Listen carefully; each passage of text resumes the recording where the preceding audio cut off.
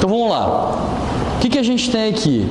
As 3 empresas que a gente colocou para vocês fazerem a avaliação e a apresentação. Foi dado 2 aulas atrás. E aí o objetivo aqui é a gente fazer a análise dos indicadores completas, tanto na análise temporal, que é horizontal, como a análise transversal, que é a que a gente fala aqui, comparando o último ano com o setor, ou o ano que a gente está comparando o setor também com a empresa. E aí a análise horizontal, que é a temporal, com a transversal, juntas a gente faz uma análise combinada. E a análise combinada é uma análise completa com relação aos indicadores da empresa. E aí o que é importante a gente levar em consideração com relação aos indicadores, Um indicador isoladamente ele não vai representar a avaliação completa da empresa. O que é importante vocês saberem para ter noção de como explicar ou como fazer uma avaliação da empresa? É a noção exatamente da fórmula de origem de cada indicador. Por exemplo, quando eu falo de liquidez corrente, eu estou falando do quê? Do ativo circulante dividido pelo passivo circulante. Quando eu falo de liquidez a seco, aí eu estou falando do ativo circulante menos estoques dividido pelo passivo circulante. Então a diferença de um para o outro é a redução dos estoques. Aí vem os demais, O giro do estoque nada mais é do que eu pegar o custo da mercadoria vendida e dividir pela quantidade de estoques que eu tenho no balanço patrimonial. É uma conta do DRE pela conta do estoques no balanço. Giro do ativo, são as vendas dividido pelo ativo total da empresa. Então todas essas fórmulas, elas são indicadores de como é que eu cheguei a esses resultados dos indicadores. Obviamente, na avaliação de vocês vão ver que na última página tem aquela tabela, igual tem na última página do Gitman, do capítulo, que ele coloca todas as fórmulas de todas as variáveis. Então, vocês vão ter todas essas variáveis discriminadas e as respectivas fórmulas do lado. Ou seja, você não precisa ficar decorando a fórmula para você entender o indicador, mas se porventura você sentir dificuldade de entender o que significa esse indicador, uma das formas de você buscar o entendimento vai na fórmula e aí avalia a fórmula em si. O que contém naquela fórmula para chegar àquele resultado. E isso facilita muito o entendimento com relação ao que o indicador significa. Agora, para a gente fazer uma análise da empresa, um indicador sozinho ele não vai dizer praticamente nada da empresa. Eu não posso afirmar uma situação da empresa, entender o funcionamento da empresa, nem nada assim com relação ao desempenho dela definitivo no decorrer dos anos e comparado com o setor, se eu não fizer uma análise combinada e conjunta dos indicadores. Então só vai valer para mim se eu avaliar o conjunto dos indicadores para tirar aqui um diagnóstico com relação à empresa. Uma das formas da gente fazer isso é começar a entender indicador por indicador.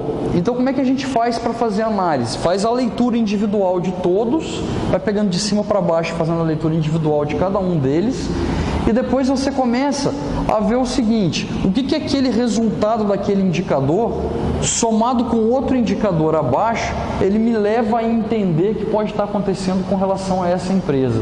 E aí, na hora que isso começar a acontecer, você vai ver que tem outros indicadores que vão começar a puxar também a ideia que você está tendo com relação à estratégia que a empresa adotou nesse período, e você faz uma comparação com o setor para saber se essa estratégia funciona ou não.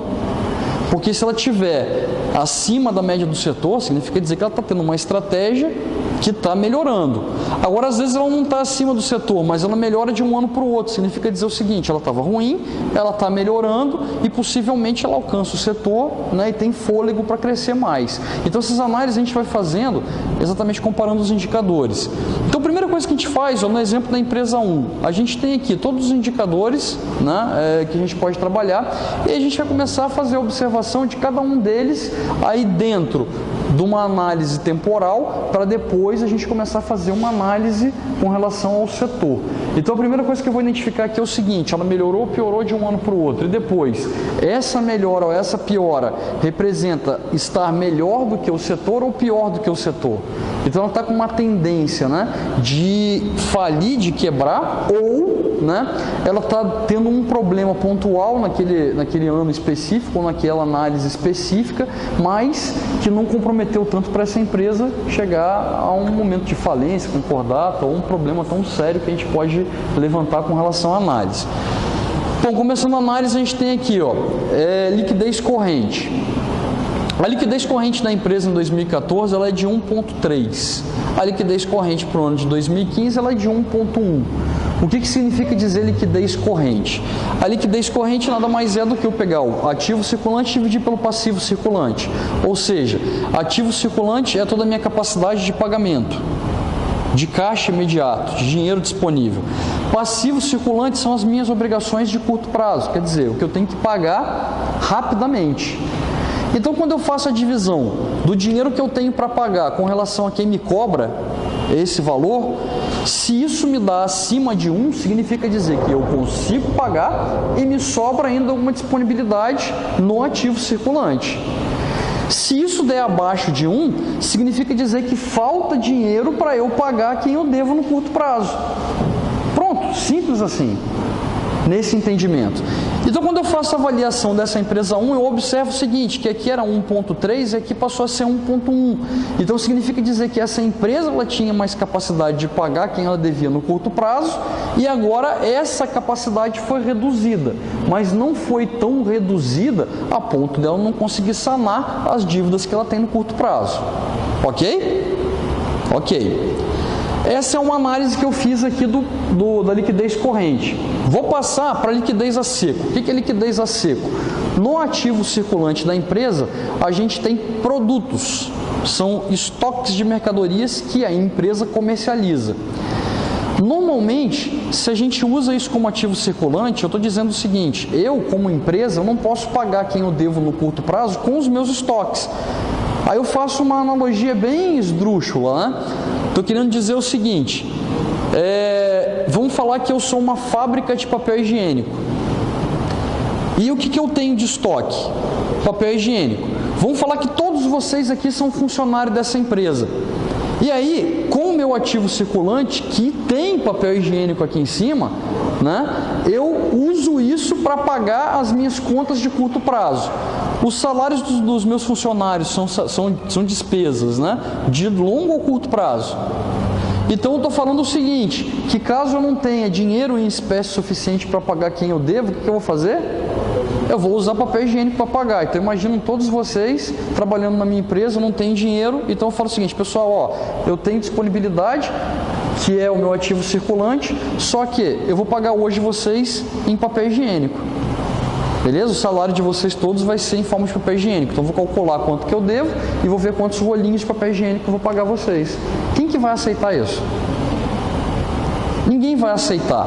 Então, eu estou querendo dizer o seguinte: para eu me desfazer do estoque de papel higiênico, eu vou ter que baixar muito o preço dele para que eu consiga vender e transformar isso em dinheiro para pagar quem eu devo no curto prazo. Então a liquidez a seco, ela vem para fazer o quê? Tira do ativo circulante os estoques e pega só o que a gente tem de dinheiro mesmo disponível no ativo circulante e refaz essa conta para ver quem a gente deve a curto prazo, se a gente tem a capacidade de cumprir com o dinheiro ou não. Então excluir estoques. Quando a gente faz isso aqui nesse primeiro ano aqui de 2014, a minha disponibilidade de 1,3 cai para 0,9. Quer dizer, a diferença que eu tenho aqui dentro toda é em estoques. Quando eu pego no segundo ano, ela vai de 1,1 para 1, ou seja, eu consigo pagar quem eu devo, mas também não sobra nada de disponibilidade para utilização a curto prazo, principalmente recursos financeiros. Ok, que eu estou querendo dizer? E aí, eu tenho a seguinte situação: eu percebo que desse ano para esse ano, provavelmente o valor do meu estoque relativo ao tamanho da minha empresa, ele reduziu. houve uma redução de estoque relativo.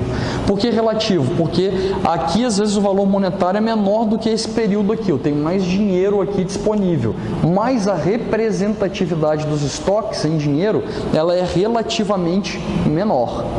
Ok o que eu estou querendo dizer? Aí eu estou falando o seguinte, a empresa ela consegue pagar quem ela deve no curto prazo e aqui falta uma quantidade, mas ela reduziu os estoques de um período para o outro.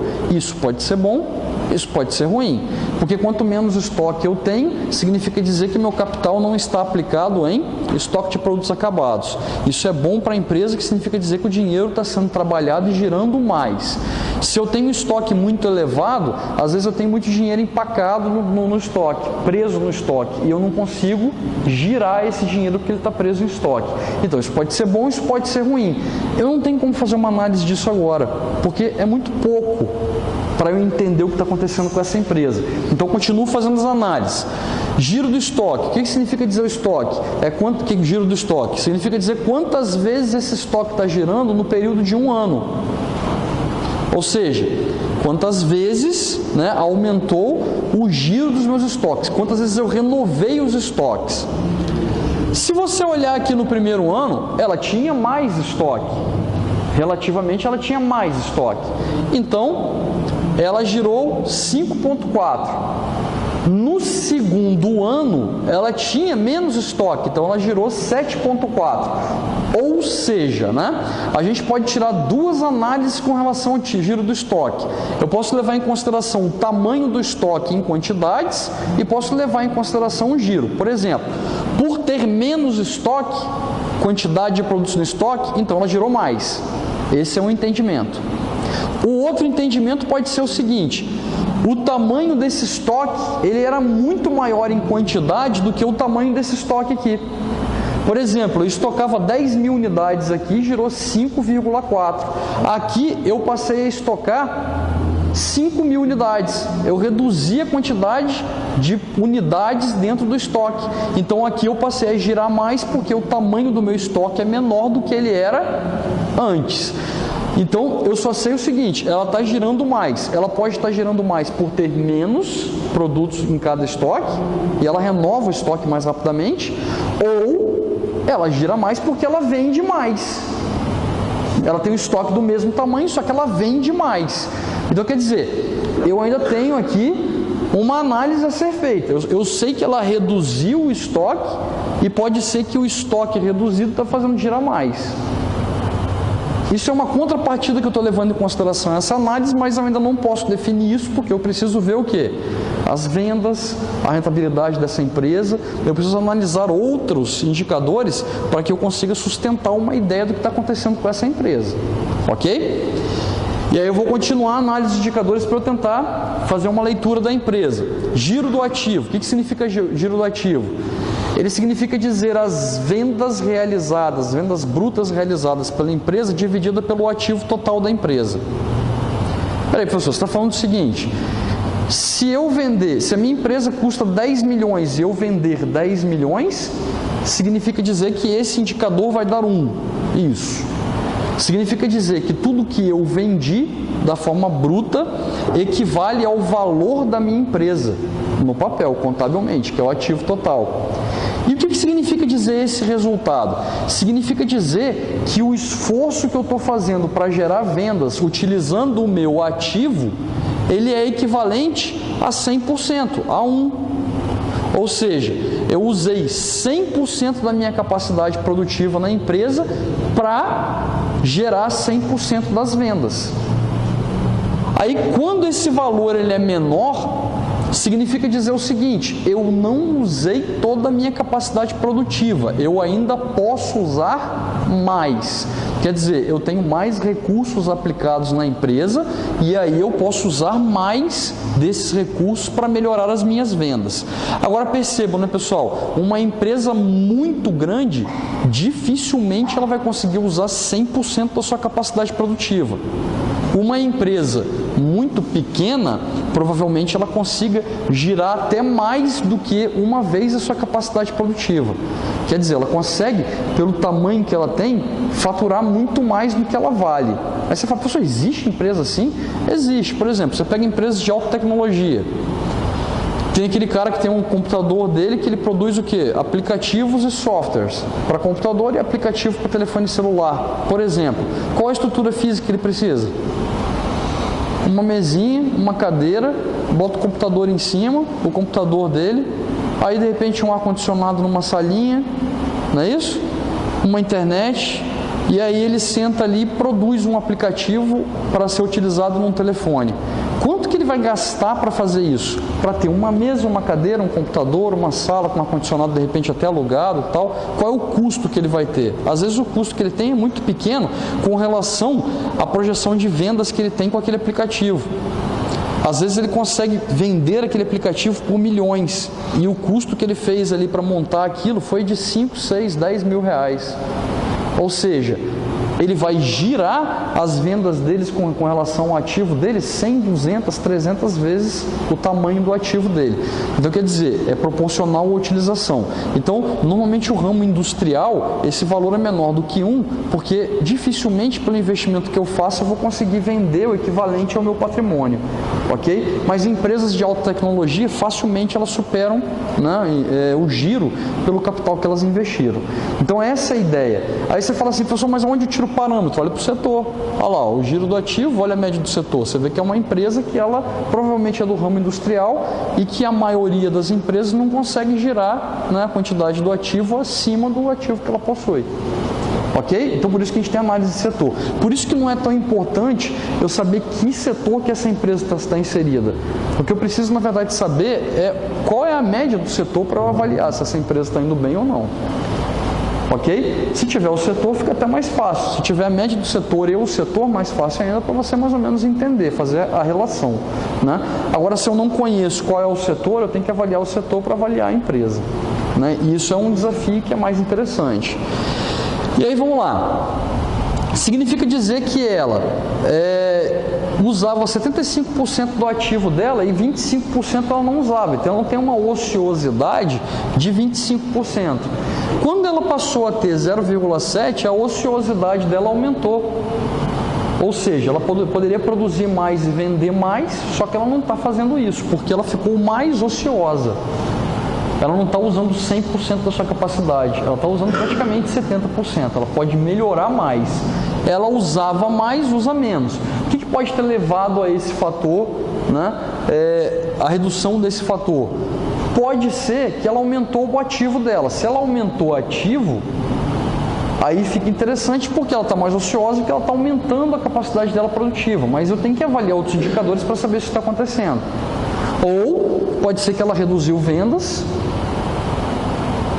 né? Reduziu produção, e aí está fazendo outros fatores aqui que são ruins e prejudicam a empresa. Preciso continuar fazendo análise para entender. Prazo médio de pagamento. Quanto tempo ela leva para pagar aos seus fornecedores? Ou levava? Ela levava 36 dias, ela passou a 45 dias. Quer dizer, agora ela aumentou o prazo de pagamento. Isso é muito bom para as empresas, que significa dizer que ela consegue negociar com os fornecedores e ela consegue esticar prazo de pagamento. Ou seja, mais dinheiro, mais tempo o dinheiro vai ficar na empresa. E a empresa pode utilizar esse dinheiro por mais tempo para gerar recursos para ela. Então ela ganhou mais tempo aqui para pagar. Prazo médio de recebimento, ela recebia em 35 dias, ou seja, ela recebia um dia antes de pagar o fornecedor aqui. Agora aqui passou a 50. Ou seja, ela recebe em 50 dias, mas paga em 45. Ela está tendo que financiar o caixa dela. Ou seja, ela vai ter que ter dinheiro disponível no caixa para pagar os fornecedores antes de receber. Né? Isso não é muito bom. O ideal é, primeiro eu recebo, depois eu pago. Mas existem alguns setores, por exemplo, que isso não tem como acontecer. Por exemplo, o agronegócio normalmente funciona. Paga e depois eu recebo e quito a minha dívida com o banco ou eu deixo um caixa disponível. Então o setor de agronegócio funciona muito assim. né? Primeiro, né, você paga fornecedores, que vai comprar o grão, que vai comprar a máquina, né? Você paga isso primeiro. Depois você utiliza, espera crescer, faz a colheita, e aí quando você vende as sacas, aí você recebe e aí você repõe o seu caixa. Então quem não tem caixa, né, disponível para fazer esses pagamentos antecipados, vai ter que recorrer a financiamento, né, ou outros recursos financeiros que vai ter que entrar em juros também. Então, agronegócio é assim, mas eu não tenho como dizer que essa é uma empresa de agronegócio. Aí você fala, por quê, professor? Olha, dá uma olhadinha aqui, ó. O setor também, ó, recebe antes de pagar. É a média do setor. Ou seja, não é prática dessas empresas pagar antes de receber.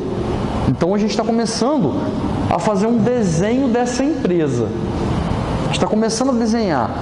Reduzir o estoque, está girando mais, possivelmente por estoque reduzido. Ela está mais ociosa, quer dizer, produz menos, tem menos estoque, gira mais porque tem menos disponibilidade. Ela paga antes de receber, isso também não é um fator que ajuda muito, mas ainda eu não posso dizer que essa empresa está ruim. Ainda não posso dizer isso, porque eu preciso saber o seguinte: isso pode ser um sufoco financeiro. Mas para saber se ela está ruim, eu tenho que ver se isso prejudica os resultados financeiros, os fatores econômicos dessa empresa. Então vamos fazer uma análise. Aí eu pego aqui, ó, índice de endividamento geral. O que é o índice de endividamento geral? Ele é todo o passivo total da empresa dividido pelo ativo total, ou pelo passivo total mais o patrimônio líquido. Em outras palavras, né, trocando miúdos aqui, significa dizer todo o dinheiro de terceiros que eu tenho na empresa dividido pelo total da empresa. Ok? Normalmente esse indicador ele se refere à alavancagem financeira. O que é uma alavancagem financeira?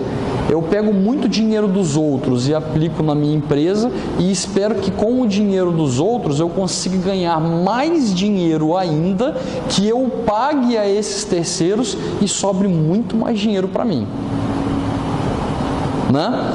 É a mesma coisa de eu falar o seguinte: eu sou um grande investidor no mercado de ações. Eu chego para você e falo assim: me empresta 20 mil reais. Você me empresta 20 mil reais e fala: Fabrício, eu vou te cobrar 1% de juros ao mês. Eu falo: beleza, te pago, né, 1% de juros ao mês sobre esses 20 mil reais que você me emprestou. Aí eu pego esses 20 mil reais que você me emprestou, vou no mercado de ações e a cada mês eu consigo fazer 5 mil reais de lucro em cima desse dinheiro. Perceba o que eu estou fazendo, estou girando muito, mas o dinheiro não é meu, o dinheiro é de vocês que vocês me emprestaram. Então, enquanto eu pago 200 reais para você de juros, que é 1% de 20 mil, eu estou ganhando 5 mil em cima do seu dinheiro. E aí desses 5 mil, eu te pago 200 e fico com 4.800. O que é isso? É eu me alavancar, é eu usar o que não é meu, o que é de terceiros, para gerar lucro e receitas e lucros. Então, o que essa empresa está fazendo? Quando eu faço essa avaliação na empresa, ela estava usando 83% do capital da empresa de dinheiro de terceiros. Então ela estava bem alavancada, ela estava muito alavancada. Ok? Significa dizer que os sócios donos, proprietários dessa empresa, eles detinham 17% do valor da empresa. Os outros 83% eram recursos de terceiros financiados e usados pela empresa para fazer a empresa se movimentar. Depende. A pergunta: o índice quanto maior melhor ou quanto menor melhor? Depende. Se eu pego 20 mil com você e faço 5 mil todo mês, isso é ruim? Não. Eu estou num baita risco. É muito arriscado para mim, porque se eu perder o seu dinheiro, depois eu vou ter que repor os 20 mil. É um baita risco. Mas eu estou gerando alto rendimento, alto lucro, alta rentabilidade. Eu estou ganhando muito com esse dinheiro. Então está sendo bom essa alavancagem. Qual é a situação negativa? Eu pego os 20 mil seu e começo a utilizar, só que eu só tenho prejuízo. O Quer dizer, as minhas rentabilidades são baixas e negativas. Isso é bom ou é ruim? É ruim, por quê? Porque você vai me cobrar os seus 20 mil e os seus 1% e eu não vou ter dinheiro para te pagar. Então, quanto maior, melhor, quanto menor, melhor, depende da rentabilidade da empresa. Fornecedores de matéria-prima, os funcionários da empresa, você não trabalha 30 dias para depois receber? Então você está me financiando durante 30 dias. Se eu não te pagar, né? É o risco. São todos, é o passivo circulante mais o passivo não circulante. Então, além de você ter ali água, luz, telefone, tudo que você está utilizando que você paga depois, é de terceiros, não é seu. Fora os empréstimos, financiamentos, todas aquelas dívidas. Então, você está somando o passivo circulante mais o passivo não circulante, que são, né, os de longo prazo. Quanto mais alavancado a empresa está, maior o risco. Quanto mais alavancado, maior risco. Por quê? Porque se eu precisar de recurso financeiro, por exemplo, em um banco ou mais recursos de terceiros, eles vão olhar e falar o seguinte: essa empresa já está muito comprometida. Então, se eu emprestar mais dinheiro para ela, eu vou ser mais um que vou entrar na fila de cobrança se essa empresa entrar em concordata de falência. Então, maior é o risco dessa empresa não conseguir mais recursos e não arcar com seus compromissos. Então, quando ela está muito alavancada, Catherine, aí pode ser um problema. Entendeu? Mas a gente tem que olhar para as rentabilidades dela. A gente vai descendo e vai vendo isso. Índice de cobertura dos juros. O que significa isso aqui? Os juros é o que eu pago para esse pessoal aqui, que está me emprestando dinheiro, que é o capital de terceiros. Aí eu vou olhar o seguinte: quanto que eu tenho disponível do meu lucro da empresa, meu lucro líquido, sobre os juros que eu devo. Totalmente DRE. Eu pego lá o meu LAGIR e divido ele por quem? Pelas minhas despesas financeiras, que estão logo abaixo do LAGIR. Quando eu faço isso, eu vejo quanto que eu tenho de lucro operacional na empresa, o LAGIR, dividido pelos juros que eu devo para terceiros. Obviamente que quanto maior, melhor. Quer dizer, eu cubro 1,6 vezes a dívida que eu tenho em juros. Aí eu passei a cobrir 1,4. Eu diminuí o que aqui? A minha dívida com terceiros. Mas presta atenção, eu estou cobrindo o quê? Menos. Eu cubro menos. Aí você vai falar assim: pô, você não está entendendo essa lógica. Você diminui a sua dívida, mas você paga mais juros, é isso que eu estou entendendo? É isso que você está vendo aqui. Ela reduziu a dívida, mas aumentou os juros. O ICJ diminuindo, você pode estar diminuindo o lucro também. Você pode estar diminuindo o lucro ou você aumentando os juros. Mas concorda comigo que ficou pior? Ficou pior, né? Ela reduziu a dívida, mas ficou pior a cobertura. Então, quer dizer, olha como que você já vai desenhando o perfil da empresa. Ela reduziu o estoque, ela aumentou o giro, provavelmente o estoque reduziu. Olha lá, ela diminuiu o giro, ela ficou mais ociosa do que ela estava antes. Ela paga antes de receber. Ela diminuiu a dívida de longo prazo, que é bom, com terceiros. Mas mesmo diminuindo a dívida, ela cobre menos os juros, quer dizer, ou ela paga juros a mais ou ela tem lucros a menos. Então, todos esses fatores num desenho, para mim, estão começando a me levar num viés negativo. Porque ou ela está vendendo menos ou ela está produzindo menos. Ou ela está diminuindo o tamanho do seu ativo para pagar a dívida, ou o que ela está fazendo. Né? Então, a gente tem que começar a desenhar isso melhor. Mas olha como a gente já vai tendo uma perspectiva negativa com relação a essa empresa, avaliando um ano para o outro. Se eu continuar, a margem de lucro bruto, quer dizer, o que ela tinha aqui de vendas, menos o seu custo das mercadorias vendidas ou os produtos vendidos, ela sobrou para ela aqui 40%, aqui sobrou 54%. Quer dizer, o custo aqui podia ser mais alto, e o custo passou a ser menor do produto vendido. Né? Ou ela vendeu mais do que o período anterior. Pode ser isso também. Ok aqui? Ou o custo da matéria-prima aqui era mais alto, né? E aí aqui o custo ela conseguiu reduzir. Ou ela não vendeu tanto aqui o suficiente para esse custo ser tão significativo com relação às vendas. Aí vamos continuar avaliando isso aqui. Margem de lucro operacional. Eu peguei o LAGIR e dividi pelas vendas. No operacional, sobrou 27% para ela de lucro operacional. Quer dizer, pagando os custos diretos de produção, menos os indiretos, que são as despesas operacionais, está sobrando 27%. Aqui, pagando os custos diretos e pagando os indiretos, está sobrando 30%. O que você tira de definição com relação a isso? Aqui eu tinha 40, virou 27. Aqui eu tinha 54, virou 30. Onde eu perdi mais? Em custo. 2014 ou 2015? Eu perdi mais em 2015, né? Por que eu perdi mais em 2015? De 50 para 30 desceu quantos por cento? 24. De 40 para 27 desceu 13. Ou seja, aqui está mais custoso para essa empresa. Aonde está a maior parte do custo aqui para essa empresa? Aqui ou aqui? Aqui é do custo direto de fabricação. Aqui é o direto mais o indireto, que são as despesas operacionais. Aonde ela teve mais custo? Na despesa direta ou na despesa indireta, que é operacional? Na indireta, que é operacional. Aqui ela perdeu muito mais. Aí você pode levar em duas considerações. Ou ela aumentou o custo porque ela contratou mais pessoas, ou aumentou o custo dela porque ela o quê? Vendeu menos, e como a despesa indireta ela é supostamente, entre aspas, fixa, que é salário de funcionário administrativo, né? As vendas ali indireta, a parte administrativa da empresa, o prolabore do sócio, né? Uma água e luz e telefone que são ali fixos, o aluguel do pátio, por exemplo, produtivo dela e das instalações dela, isso tudo ela paga fixo por mês. O que eu estou querendo dizer? Se isso se tornou maior para a empresa, significa dizer que ela vendeu menos. Ou ela aumentou a quantidade de despesa fixa dela, ou a despesa fixa que ela tinha passou a representar mais em cima da venda dela. Porque como é que é calculado isso aqui? É o seu lagir dividido pelas suas vendas. Então isso aqui pode ter passado a representar mais sobre a venda, participação nas vendas.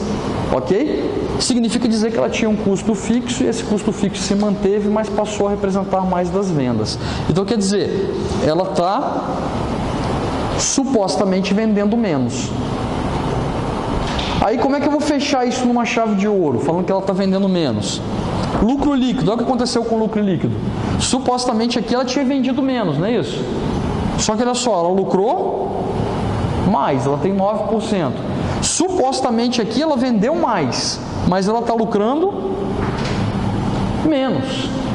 Então isso me dá um viés de quê? Isso está me dando um viés de que essa empresa provavelmente ela está vendendo menos aqui do que vendeu aqui. Mesmo com porcentagem maior aqui, as vendas dela aqui podem ser em volumes financeiros menor. Aí eu estou falando o seguinte, se eu pegasse 10 mil aqui e dividisse pelo custo dela aqui, vamos botar que fosse aqui R$ 4.600, ela teria 54%. Se eu pegasse 1 milhão aqui e subtraísse de 600 mil, ou seja, o meu volume financeiro seria maior, eu teria 400 mil aqui eu teria, né, 6.400, 5.400. O que eu estou querendo dizer? Eu estou falando de volume financeiro. Eu não tenho volume financeiro aqui, eu tenho? Eu tenho só porcentagem. A porcentagem, ela reflete o quanto que aquele valor equivale do valor financeiro que ela tem. Para eu saber se ela tem mais valor financeiro de um ano para o outro, eu faço por aqui. E aí eu estou falando o seguinte, se a representatividade desse valor aqui, ela é maior aqui, quer dizer, ela gera mais lucratividade aqui do que gera aqui, com uma proporcionalidade menor, significa dizer que o volume financeiro aqui ele é maior do que o volume financeiro que ela tem aqui. Dá esse exemplo de volume financeiro. Né? Proporcionalmente dizendo. Exemplo do volume financeiro é, em 2014, ela tem aqui vendas 10 milhões, aí não está sobrando 54%, 40%, significa dizer então que 60% está onde? No custo da mercadoria vendida. Então o custo do produto vendido aqui vai representar 6 milhões. Aí o lucro bruto dela representa 4 milhões. Fechou aqui? Se eu fizer isso aqui dividido por isso aqui vai me dar o quê? 60%. Se eu fizer isso aqui dividido por isso, vai me dar o quê? 40%. Beleza que eu estou falando? Isso aqui são 10 milhões. Agora vamos fazer o seguinte, isso aqui para 2014. Se eu for pegar 2015 agora e fazer essa analogia, eu vou ter o seguinte, ó, vendas. Vamos supor que agora ao invés de vender 10, ela está vendendo em 2015 1 milhão. E que o custo da mercadoria vendida dela, como está refletindo 54, ele vai representar 46. Então 4 milhões e 460 mil. E aí o que sobra para ela aqui é o lucro bruto.